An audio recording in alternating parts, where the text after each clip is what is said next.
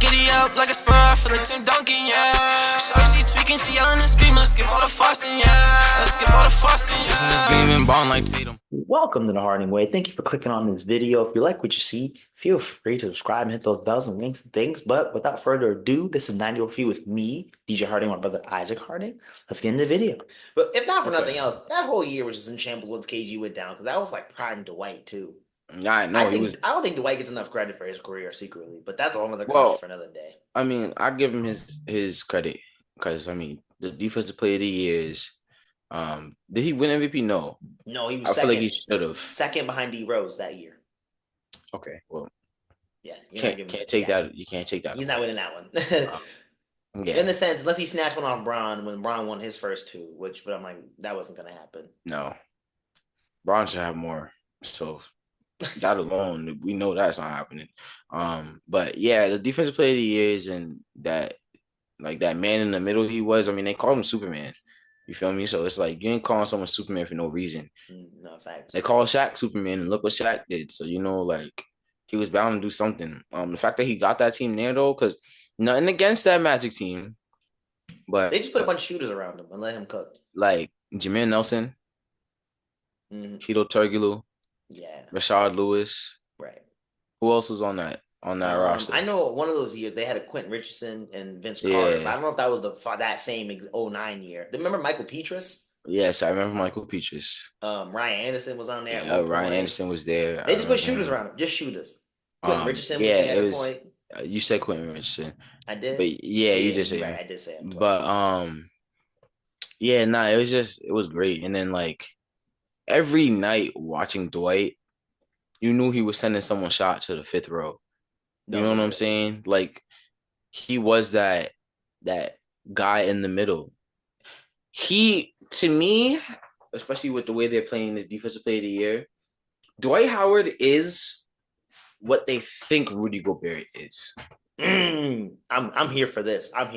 You know what I'm saying? Because, like, all right, I'm not saying that Rudy Gobert doesn't make a defensive presence, because he does. Whenever he's on the court, you can tell he makes a defensive presence and changes things. It's a difference. But then I'm seeing him getting dunked on all the time. Nah. Please let me know if I'm wrong. The only time I seen Dwight Howard get brutally dunked on was by Kobe. And that was early Dwight. And like if someone else has dunked on him, it's either he was chasing them down and couldn't get there fast enough, or he was caught out to play. You know what I'm saying? Dudes have came running down the middle right at Rudy Gobert and put it on his head. Russell Westbrook. Yeah, no. You know what I'm saying? Look, respectfully to me, Dwight wasn't allowing that. I say this: my Dwight Howard hot takes. I got right. Here's my Dwight Howard hot takes for the group right now. I argue Dwight Howard should have made the All NBA 75 team over Anthony Davis. Yes. I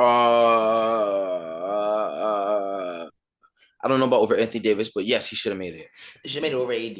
I personally handpicking AD should have made it over AD. He should have took his spot, get him up out of there. Okay, I have a question. Yes. If you put Dwight Howard in for AD, do you think Kyrie should be on the list? No.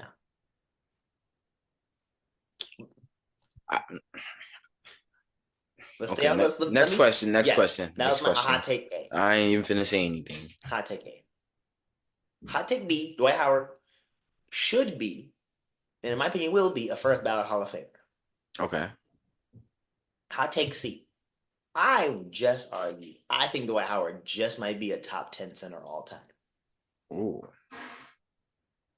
I think he's got to be. Ooh. If he's not 10, he's in that next couple.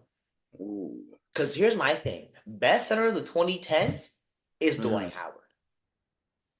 Of 2010s is Dwight Howard. Can I think of another center better in the 2010s? Because Jokic has the 20s. Jokic is 2020s. He's the 20s, easily. Him and Embiid are 2020s, and they're 20s. fighting with each other, so you can't even... They're the 20s. But if you look at all the other centers in the 2010s, that won Defensive Player of the Year, what you got, Marcus Gasol, but his is up there real iffy because LeBron low-key could have had that. Mm-hmm. And I'll be honest, okay. I use Jordan having Defensive Player of the Year over LeBron in my argument because he don't got one, but I'll be so honest. LeBron low-key might should have had that one in 13. I'm gonna be real with you. I mean, if I'm being honest, with LeBron thing, he possibly could have had a couple, but they wasn't just gonna give him everything. Yes. I feel like so. I'm like, because then it really wouldn't be an argument if I'm being no, honest. that's what I'm like at all. So I pull my strings strategically, but like in this conversation, LeBron would you to have that. Then you got Tyson Chandler, like Joakim Noah, Yeah, DeAndre Jordan. These like the other top, like I think given that he shut down that decade. yeah. I mean, because like cool. Like, All right, so because like you got no, Shaq, your Shaq's, Kareem's, yep. I was Bill gonna say Russell, you gotta name the Hakeem. 10. Yeah, like Shaq, Kareem, Bill Russell, Chamberlain, Hakeem, probably your top 5. I feel like that's not a debate. Okay. Then I feel like you got your like Dave Robinsons, your Pat Ewins. Then it gets that's where after them that's where I think it gets a little up for interpretation because like Moses Malone to me has 3 MVPs. I think he's got to be in there. But All right, so where he hold won on. his 3 MVPs is kind of iffy because he won in that weird 70s part where Bro, Kareem already had 6. keep this. I just saw the list. I just looked up the list. Mm-hmm. I'm gonna name it 1 through 10, Let's see. and then the honorable mentions. Mm-hmm.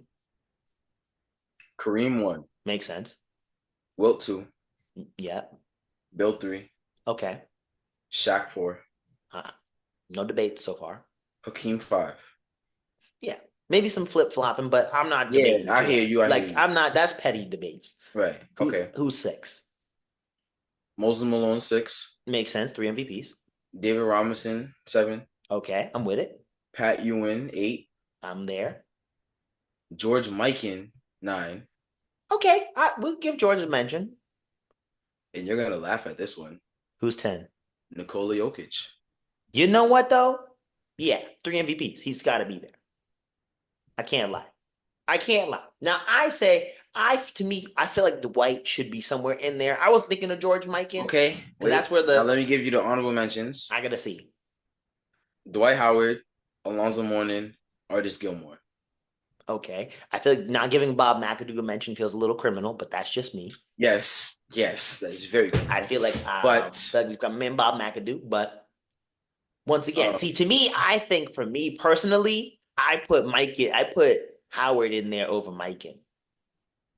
Okay. Now, from our Build Your Squad video, Uncle Like will probably debate me on that one, but that's where I'm. Mikan got 5. With Chips, right? Yeah, he once again though, but that's that part where, and the same thing with the Bill and Wilt issue, because he played even earlier than them, so it was even wilder with the different rules and the teams, and that's where it's just like, yeah.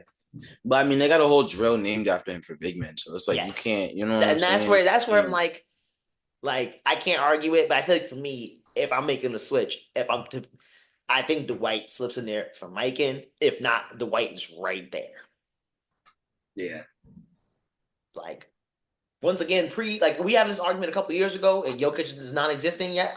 Howard's 10. I'm gonna be honest with you. Dwight Howard even said the only center he knows to be able to stop Jokic was himself. Yes. And as far of a stretch that might be, it's really not. Because the last time the Lakers really beat them in the playoff series was in 2020. And guess who was on that team? Who was their center? Superman was in the building. If I'm being honest, I think he still deserves a roster spot. Oh, easily. Easily.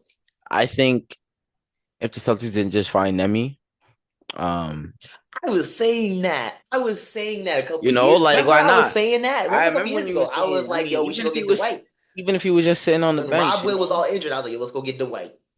But he wouldn't have fit in this offense, though. Let's be real with ourselves. He wouldn't have fit in this offense with catch and shoot. Well, neither did Rob, and neither does Nemi. He's not a catch and shoot big. But you see why Nemi don't play but 10 minutes a game. I mean, I guess it could work, a little 10 minutes. Yeah, come on now. Yeah. I need you to toss a couple shots, and we're gonna throw you a couple oops, and then you're gonna go sit down on the bench and clap. That is really what Nemi does.